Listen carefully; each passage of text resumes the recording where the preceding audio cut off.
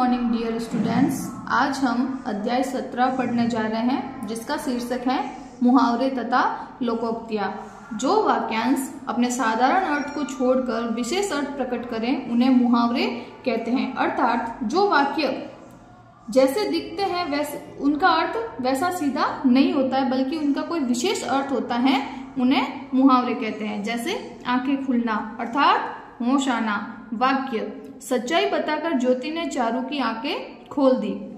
मुहावरे पूरा वाक्य नहीं बल्कि वाक्यांश होते हैं। अर्थात मुहावरे पूरा वाक्य नहीं होते बल्कि वाक्य का एक छोटा सा अंश होते हैं। इनका प्रयोग स्वतंत्र रूप से नहीं होता है, ये वाक्य के बीच में प्रयोग किए जाते हैं। अर्थात मुहावरों का स्वतंत्र रूप से कहीं प्रयोग नहीं होता है, ये वाक्य के बीच में प्रयोग किया जाता है भाषा को प्रभावशाली बनाने के लिए। मुहावरों का साधारण नहीं अपितु सांकेतिक अर्थ निकलता है, अर्थात मुहावरे का अलग अर्थ निकलता है। उदाहरण के लिए कुछ मुहावरे व उनका वाक्य में प्रयोग नीचे दिया गया है, उन्हें पढ़िए व याद कीजिए। नंबर 1, अंगूठा दिखाना अर्थात देने से इनकार करना। जब मैंने आवश्यकता पड़ने पर 500 रुपए मांगे तो उसने अंगूठा दिखा दिया। अर्थात मुहावरे का सीधा अर्थ न निकलकर कुछ विशेष अर्थ निकलता है। नंबर 2, अंग अंग ढीला होना अर्थात बहुत थक जाना। वाक्य दिन भर काम करके मेरा अंग अंग ढीला हो गया। नंबर 3, आसमान सिर पर उठाना अर्थात बहुत शोर करना। मैंने 2 मिनट फोन पर बात क्या की, तुमने तो आसमान ही सिर पर उठा लिया। मतलब मुहावरों में सीधा अर्थ नहीं निकलता है। अब सच में कोई आसमान सर पे थोड़ी ही उठाते हैं, नहीं, वो सिर्फ कहने की बात होती है लेकिन उसका अर्थ अलग होता है। मतलब तुमने इतना शोर क्यों मचाया। नंबर 4, अकल पर पत्थर पड़ना अर्थात बुद्धि भ्रष्ट हो जाना। क्या तुम्हारी अकल पर पत्थर पड़ गए थे जो उसके कहने पर तुमने झूठी गवाही दी। नंबर 5, अंधे की लकड़ी अर्थात एकमात्र सहारा। श्रवण अपने माता पिता के लिए अंधे की लकड़ी है। नंबर 6, आपे से बाहर होना अर्थात बहुत क्रोधित होना। छोटी छोटी बातों पर आपे से बाहर होने से स्वास्थ्य की हानि होती है।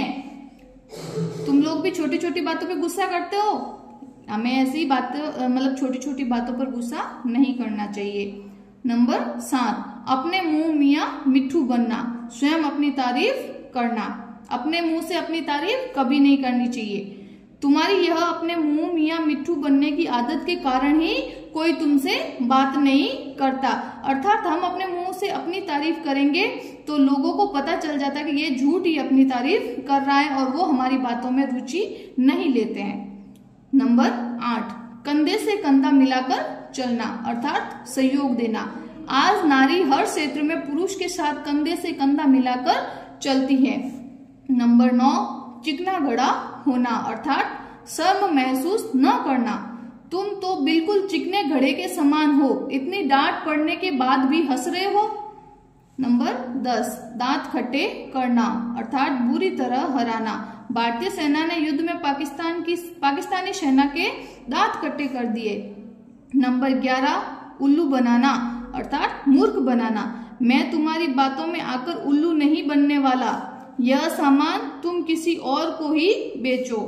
नंबर 12, आकाश पाताल का अंतर होना अर्थात बहुत अधिक अंतर होना। सगे भाई होने पर भी दोनों में आकाश पाताल का अंतर है अर्थात बहुत ज्यादा अंतर है। इसका सीधा अर्थ नहीं निकल रहा बल्कि कुछ अलग अर्थ विशेष अर्थ निकल रहा है। नंबर 13, 1 से 1 और 1 11 होना संगठन में ही शक्ति है। देश की उन्नति तभी हो सकती है जब 1 और 1 मिलकर 11 होंगे। नंबर 14, ईंट से ईंट बजाना अर्थात पूरी तरह से नष्ट कर देना। अब ये वाक्य क्या है कि